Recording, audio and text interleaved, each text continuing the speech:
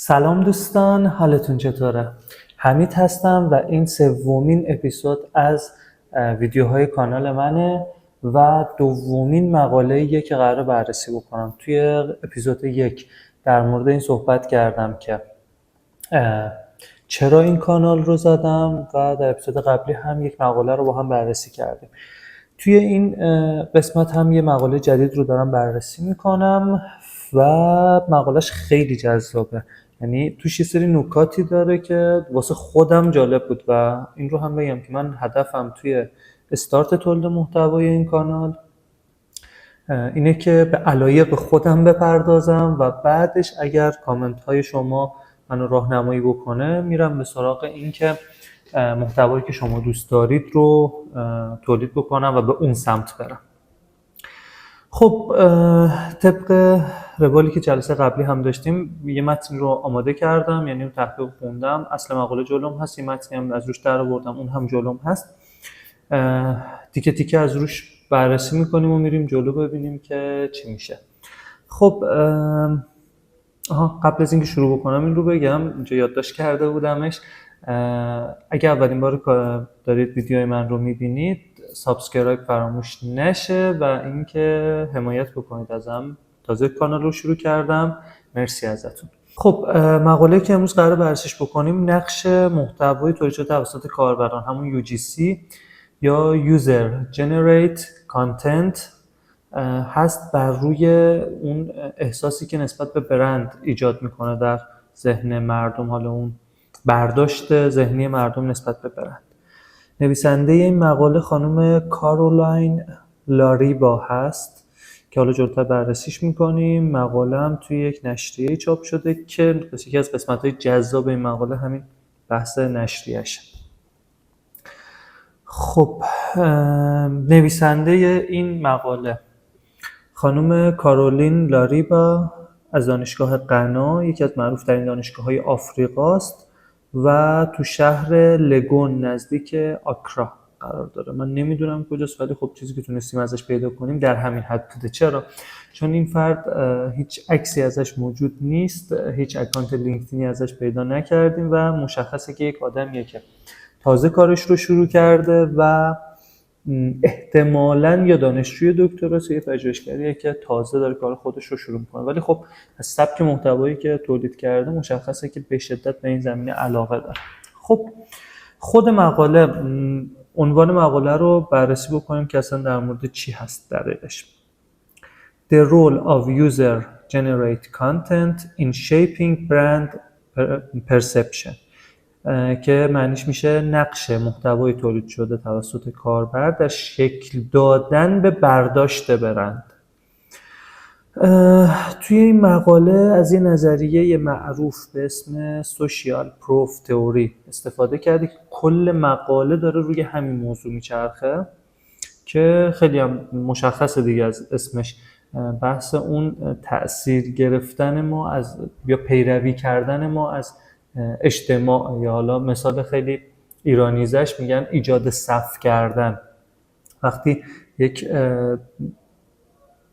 صف زیادی از مشتری‌ها رو میبینیم ترغیب میشیم که ما هم بریم اونجا و از اون محصول یا خدمات استفاده بکنیم. بیس این مقاله قسمت عمده‌ایش داره روی همین موضوع سوشال پروف تئوری میچرخه. خب توی این مقاله اومده روی تاثیر UGC روی اعتماد برند، احساس اصالت برند، درگیری عاطفی مخاطب با برند و تمایز برند صحبت کرده و کار کرده که حالا جلوتر در موردش بیشتر صحبت میکنیم. ژورنالی که مقاله توش چاپ شده اسمش از International Journal of Public Relation and Communication و یه نکته جالبه این که اصلا گفتم این موضوع اسم خودم خیلی جالب بود. یکی از اون جالبیاش اینه که این مقاله اصلا مقاله خیلی معتبر و خفنی نیست و سال 2023 این نشریه شروع به کار کرده و این مقاله‌ای که داریم بررسی می‌کنیم دقیقاً تو سال 2023 انتشار پیدا کرده و دقیقاً میشه گفت جزء اولین مقالات این نشریه بوده. حالا چرا گفتم جالبه؟ به خاطر اینکه همیشه بهمون میگن که میخواید مقاله‌ای رو برید بخونید، خیلی به انتشاراتش و اون ژورنالی که چاپ کرده و اینا دقت بکنید که معتبر باشه. ولی من اصلا با این قضیه خیلی رابطه خوبی ندارم. یعنی موضوع اگه به نظر موضوع جذابی باشه، حتی اگه در ژورنال معتبری چاپ نشده باشه، واسه من جذابه که این دقیقاً از اون دسته مقالاته. حالا باز تو قسمت جنبندی در مورد این موضوع صحبت میکنیم. در مورد اسم ناشر رو اینا گفته که چون خیلی معتبر نیست به نظرم مهم نیست و بگذریم ازش. برسیم به پیشینه تحقیق.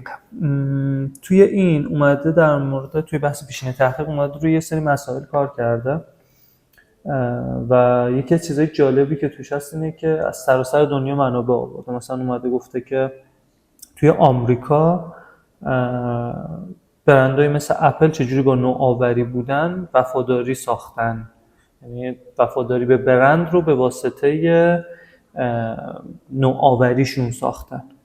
یا توی کانادا اومده برندهای مثل توییتا رو بررسی کرده که به خاطر احساس امنیت و اطمینانی که تو ذهن مشتری ایجاد کردن چجوری تونستن موندگار بشن. یا اومده اصلا در مورد اروپا و برندهای لوکس مثل گوچی و لویی ویتون صحبت کرده که چجوری با حس پرستیژ تونستن روی اون برندسازی خوب کار بکنن. و از همه جذابتر اینه که حتی به آفریقا هم رجوع کرده و از اونجا هم مقاله آورده که برندهای مثل MTN چجوری تونستن با ارزش‌های فرهنگی و اجتماعی خودشونو بین مردم جا بندازن. توی بحث پیشینه تحقیق روی موضوعات دیگه‌ای هم اومده صحبت کرده، در مورد اثبات اجتماعی یا همون سوشال پروف که در موردش صحبت کردیم بالاتر اومده کلی صحبت کرده. در مورد موضوعات مهمی که بررسی کرده که بالاتر هم بهتون گفتم، بحث اعتماد به برند و ارتباط عاطفی و اینا رو اومده بررسی کرده دیگه.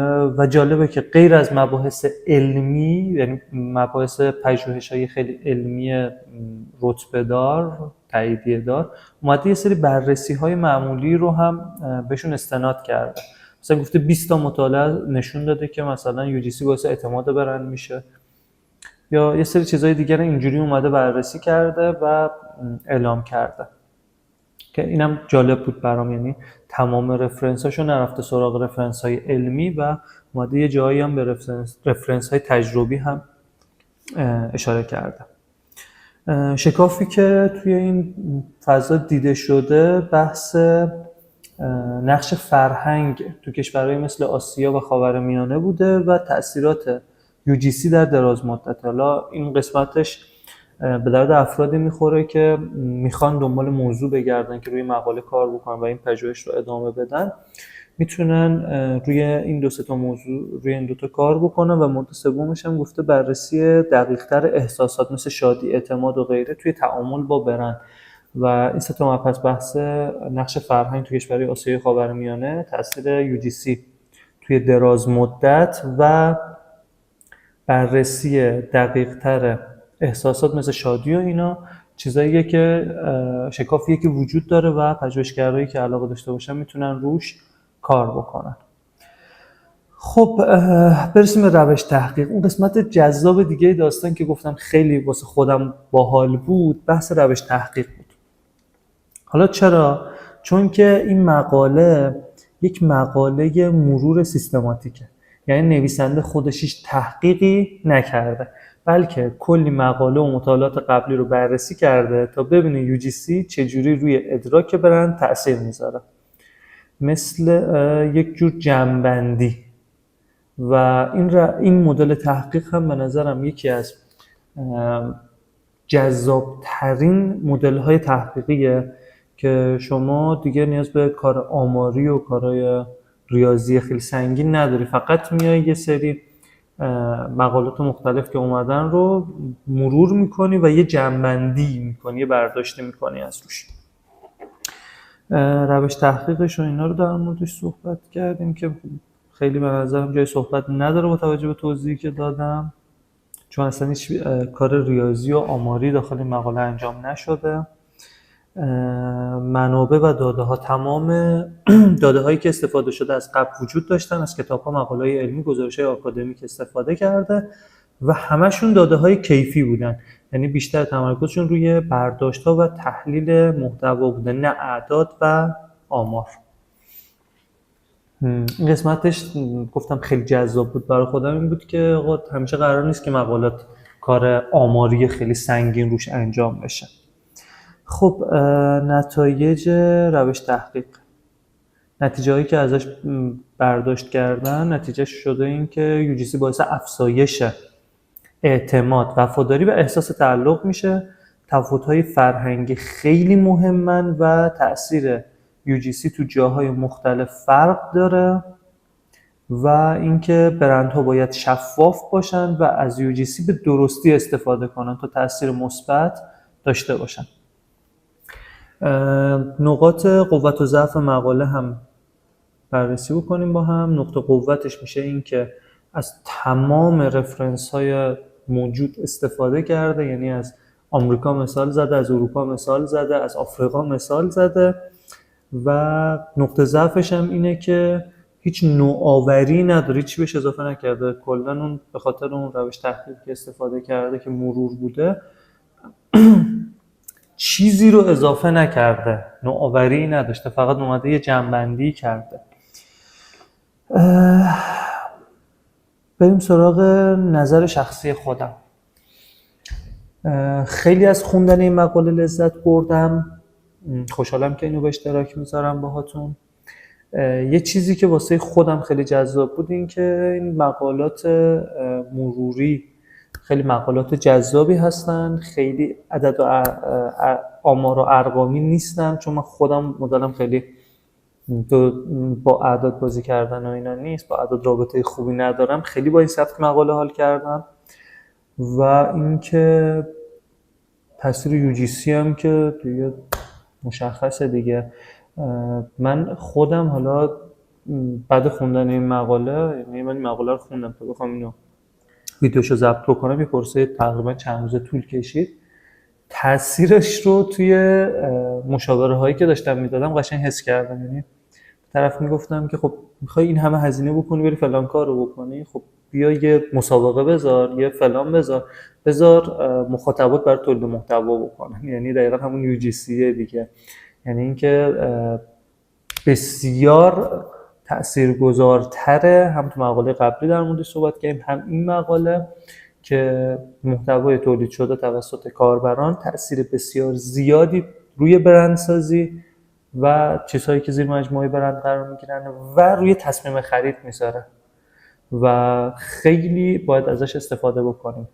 اگر کسب و کار داری، اگر مشاور کسب و کار هستی، اگر مدیر مارکتینگ یا یک مدیر یا بخشی از کسب و کار هستی، حتما به این نکته توجه بکن که UGC بسیار میتونه در رشد کسب و کارتون، تصمیم خرید و برندسازیتون و تصویر برندتون، ایمیج برندتون بسیار تاثیرگذار باشه.